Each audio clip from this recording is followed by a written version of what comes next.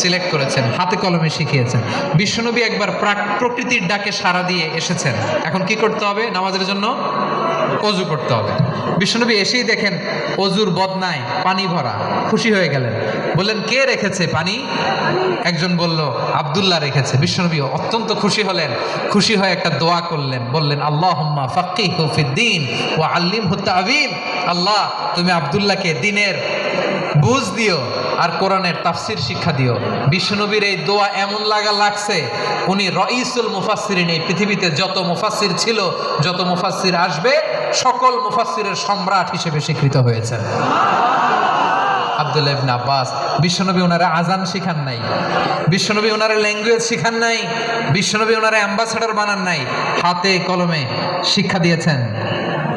ছোট্ট মানুষ বিশ্বনবী ইন্তেকাল করলেন, আবু বকরের সময় গেল, ওমরে ফারুকের খেলাফত, তখনও তিনি তরুণ। ওমরে ফারুক রাদিয়াল্লাহু তাআলা আনহু ওনার ক্যাবিনেট মিনিস্ট্রির বৈঠকে এই আব্দুল্লাহ ইবনে আব্বাসকে পাশ দিয়ে বসায় রাখতেন। বয়স্ক সাহাবারা এটা পছন্দ করতো না, তারা বলতো ঘটনা কি, আব্দুল্লাহর মতো ছেলে নাতি আমাদের আছে, এরা কেন রাখে ওমরে ফারুক? ওমরে ফারুক এটা টের পেলেন, তিনি বুঝতে পারলেন যে ক্যাবিনেট মেম্বাররা এটা পছন্দ করে না, ছোট্ট আব্দুল্লাহরা কেন রাখি, কেন যে রাখি এটা একদিন বুঝাবো। একদিন মিটিংয়ে তিনি সবাইকে বললেন ইদা জাআ নাসরুল্লাহি ওয়াল ফাতহ। এই আয়াত দ্বারা উদ্দেশ্য কি বলেন তো মুরব্বী সাহাবীরা?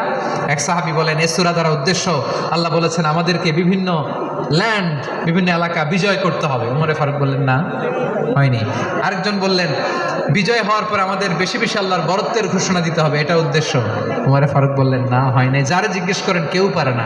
সব শেষে বিশ্বনবী ছোট্ট আব্দুল্লাহরে বলেন আব্দুল্লাহ ইদা জাআ নাসরুল্লাহি ওয়াল ফাতহ, এর দ্বারা উদ্দেশ্য কি বলো তো? ছোট্ট আব্দুল্লাহ বলেন হুয়া আজালু রাসূলিল্লাহ। এই আয়াত দ্বারা বিশ্বনবীর বিদায়কে উদ্দেশ্য নেওয়া হয়েছে।